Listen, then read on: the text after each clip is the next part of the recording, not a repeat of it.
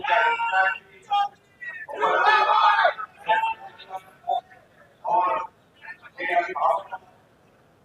सबसे पहले तो विद्वान के रूल शासकों से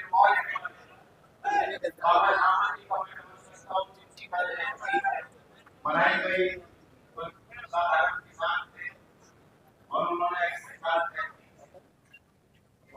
संत रविदास जी की जयंती है। मैं उनके प्रति अपनी श्रद्धांजलि अर्पित करता हूँ। मेरी मनोकामना है कि उनके जो देश समाज में बराबरी के उन्होंने संदेश प्रदान किया वह आने वाली पीढ़ियां उन बातों को सजो के रखें और उनको अपने जीवन में व्यक्तिगत तौर पर अपनाएं। ये मेरे लिए बहुत भावुक पल है। यही छपरौली से जब चौधरी अजीत सिंह का निधन हुआ था, स्वार्थी लोगों ने, मेरे समाज के बड़ों ने मुझ पे पगड़ी बनाई और जिम्मेदारी मेरे कंधों पर सौंपी और आज आप सबके आशीर्वाद और प्रयास से चौधरी अजीत सिंह जी की स्मृति में पहला अस्पताल का निर्माण हो रहा है और हमारे मुख्यमंत्री जी अपने व्यस्तम कार्यक्रम में इस कार्यक्रम को प्राथमिकता बनाते हुए इस क्षेत्र के सम्मान में चौधरी अजीत सिंह जी के संघर्ष के प्रति आदर भाव मिलेंगे जिस प्रकार से यहाँ उपस्थित हुए हैं, मैं अपने दिल से उनके प्रति अपना आभार व्यक्त करना चाहता हूँ। डॉक्टर राजकुमार कॉन्वेंट जी सांसद है, आपने बनाए हैं और अच्छा लगता है कि जनप्रतिनिधि के ऊपर जनता का भारी दबाव हो। ये दबाव लोग महसूस कर रहे हैं। मैं चाहूंगा कि रोज करते रहे। ये दबाव के कारण जब उनके मुख्यमंत्री उनके पास आते हैं लंबा चिट्ठा वो सुना देते हैं, लेकिन आज इस मंच से मांगे ये मंच मांगने के चौधरी अजीत सिंह जी की है। हम उनको उनकी उस जीवन को याद करें, श्रद्धांजलि दें।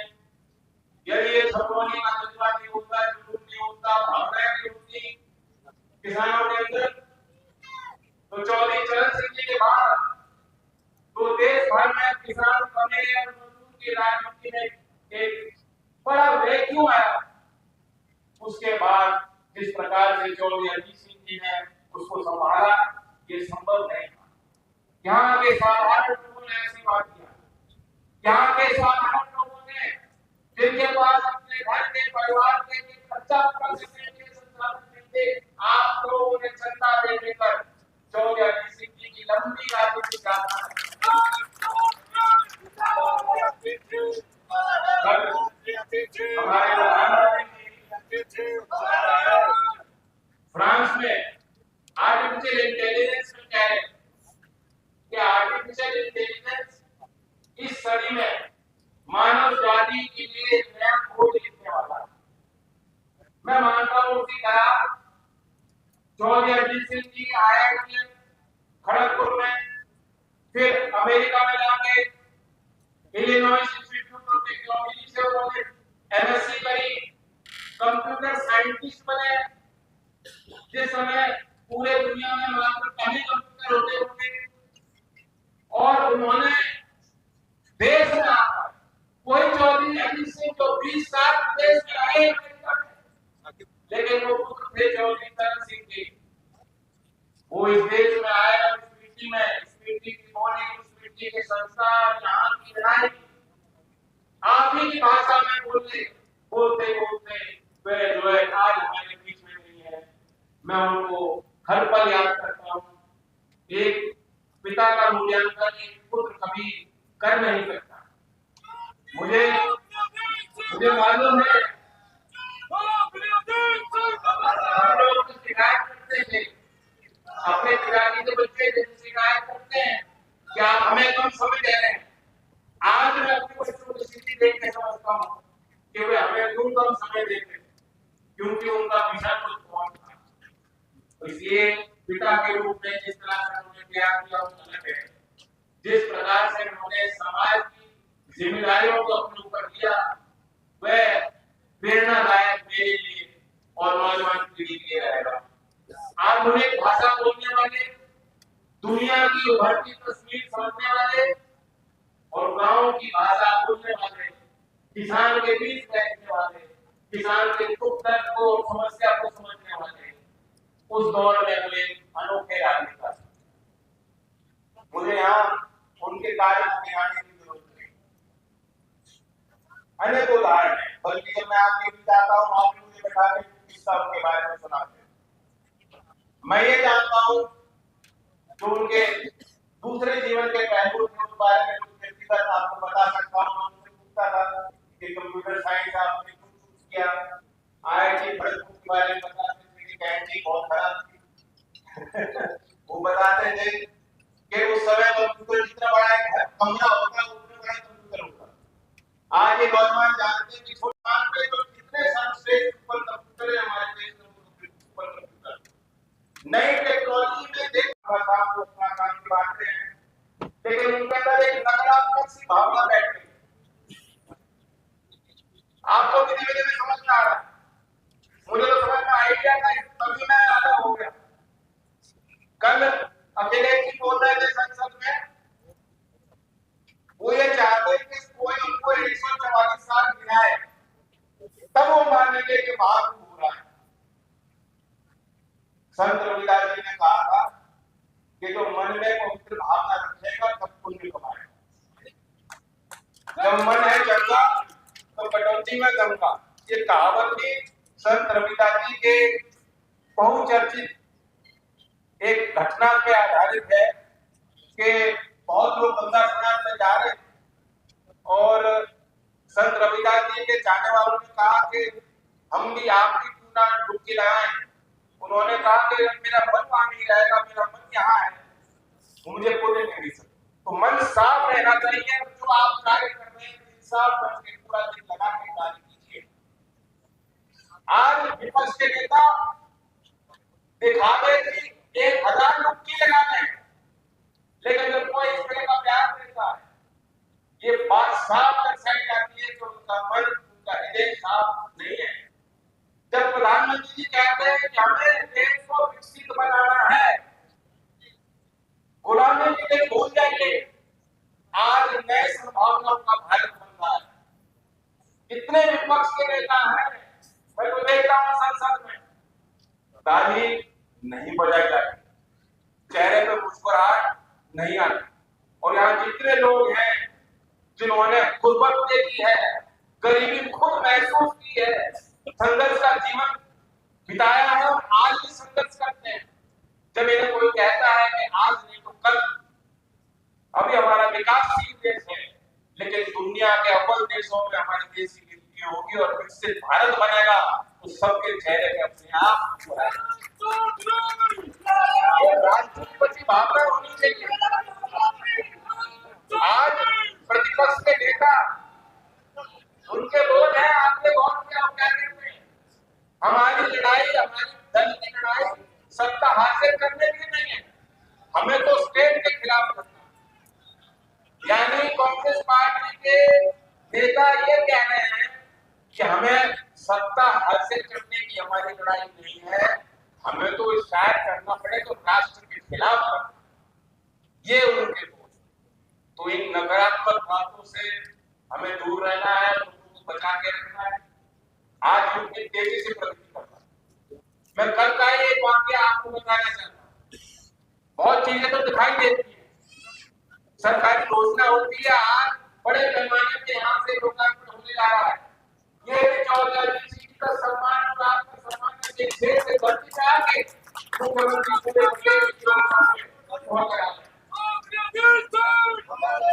बहुत चीजें पर्दे के पीछे होती है, किसी भी चीज को परिपक्व बनाने में बहुत तैयारी की मेहनत करनी पड़ती है। और ये भी देखिए तो प्रदेश कहाँ गया था 2020-21 में ये देश में डेटा सेंटर की पॉलिसी बनी। इसके पहले डेटा सेंटर क्या होता है किसी अधिकारी ने कोई तैयारी नहीं की, और उस नीति के तहत उन्होंने हमने ये लक्ष्य रखा कि 30,000 करोड़ रुपए का निवेश उत्तर प्रदेश धरती पे होगा डेटा सेंटर स्थापित। तभी जो नई टेक्नोलॉजी की बात हो रही है विदेश में, प्रधानमंत्री जो आर्टिफिशियल इंटेलिजेंस की बात जिन्होंने कही है, तब संभव है अगर डेटा सेंटर की टेक्नोलॉजी हमारे देश में और हमारे प्रदेश में आई। उसी तरह सेमीकंडक्टर की पॉलिसी 2024 में पूरे देश में जितने राज्यों में शुरुआत हुई, उत्तर प्रदेश ने सबसे पहले शुरुआत करते हुए सेमीकंडक्टर की पॉलिसी तैयार की और कैबिनेट ने 30,700 करोड़ की परियोजनाओं में मुहर लगा दी कि ये निवेश होने वाला है। सेमीकंडक्टर के मैन्युफैक्चरिंग के प्लांट हमारे प्रदेश की धरती में लगने वाले। इससे पहले कोई सोच नहीं सकता, तो हम कहां से चल के आए? एमआरओ की प्रदेश में कोई टेक्नोलॉजी नहीं थी, कोई पॉलिसी नहीं थी। एमआरओ की पॉलिसी थी जब योगी जी मुख्यमंत्री बने, इनकी सरकार आई से पहले किसी सरकार ने भी सोचा कि एमआरओ हमारे प्रदेश में होने चाहिए। कल बेंगलुरु में एक शो में मैं था, मुझे कितनी प्रसन्नता हुई कि उत्तर प्रदेश की हाई लेवल टीम अधिकारियों की वहां मौजूद थी। एशिया में होने वाला सबसे बड़ा एविएशन का इवेंट है जो भारत की धरती पर हो रहा है, एरो इंडिया 2025, और यूपी के अधिकारी वहां जितनी बड़ी कंपनियां थी उनके साथ बैठक ले रहे थे कि कैसे हम उत्तर प्रदेश की धरती में निवेश करें और हमारे नौजवानों के लिए रोजगार के नए संसाधन तैयार करें। मैं जानता हूं 9 से 14 एमपी था, एमपी नहीं रहा। उसके बाद में ऑस्ट्रेलिया गया था, कई सांसद थे, उसको कुछ दक्षिण भारत के सांसद थे, मैं अकेला नॉन एमपी। ऑस्ट्रेलिया में हम कई भागों में हमने बैठक की। वहां के जो राज है ऑस्ट्रेलिया देश में, उनके राज्यों के अलग दफ्तर भारत में है, और जब उनके राज में हम सरकार के साथ बैठक करते थे तो भारत का उनका मानचित्र था, कहां-कहां उनकी इंडस्ट्री है, कहां-कहां उनके दफ्तर है, कहां-कहां उनकी परियोजना लग रही है, कहां-कहां वो निवेश करना चाहते हैं, उनको इंगित कर रखा, निशान लगे हुए। आप ताज्जुब करोगे कि भारत के मानचित्र पे इतने निशान थे, वो महाराष्ट्र तक थे और ऊपर कुछ हरियाणा तक थे, उत्तर प्रदेश में उत्तर प्रदेश मानो कोई है ही नहीं रहा देश में। तो मैंने उनसे ताल्लुक करके पूछा कि आप उत्तर प्रदेश क्यों नहीं आना चाहते? उन्होंने तो उत्तर प्रदेश में आना है तो निवेशकों को पहले बताना होगा कि तुम्हारी पूंजी सुरक्षित है, जान माल को कोई खतरा नहीं है। दूसरे राज्य की सरकारें तत्पर रहती है, कहती है आइए हमारे नाम आपको सब्सिडी देंगे, हम आपको जमीन देंगे, हमारे यहाँ के कितने लोग हैं, मजदूर हैं, क्षमता है उनके काम करने की, वो नौकरी भी आपके यहाँ करना चाहते हैं, और उत्तर प्रदेश की सरकार को हमसे बात करने को राजी नहीं। ये सारी तस्वीरें जब से उत्तर प्रदेश में बीजेपी की सरकार आई है, योगी जी ने छोटी छोटी बारीकियों में बल देना शुरू किया है। इन्वेस्ट यूपी की कल टीम बेंगलुरु में थी, मैं बैठक में उनके साथ मौजूद था, मैंने देखा किस तरीके से जरूर के साथ वो कोशिश करते थे कि यूपी की हमें काया पलट करनी है। ऐसे अधिकारियों को मैंने आज तक नहीं देखा कार्य करते। तो इसलिए आप विश्वास कीजिए, ये महज शुरुआत है और ये चौधरी चरण सिंह की और चौधरी अजीत सिंह की कर्मभूमि है। मैं फिर यहाँ के लोगों को कहना चाहता हूँ, मैं तो आपका ही हूँ। इस यात्रा में आपने मुझे यहाँ तक पहुँचाया, मैं अपने घर परिवार में खड़ा हूँ, मैं आपका आशीर्वाद लेने आया हूँ, आप आशीर्वाद बना के रखिएगा। और जिस प्रकार से एनडीए की सरकारें काम कर रही है और लोगों का विश्वास मत जीत रही है, यूपी का चुनाव आपने देख लिया और दिल्ली का आपने चुनाव देख लिया, इससे पहले जो राज्य के चुनाव हुए आपने देख लिए। तो इसलिए लोकदल के कार्यकर्ता, बीजेपी के कार्यकर्ता और एनडीए घटक के कार्यकर्ताओं को और ज्यादा मेहनत करें, लोगों के बीच जाए, लोगों की समस्या समझे, उनका हल करें।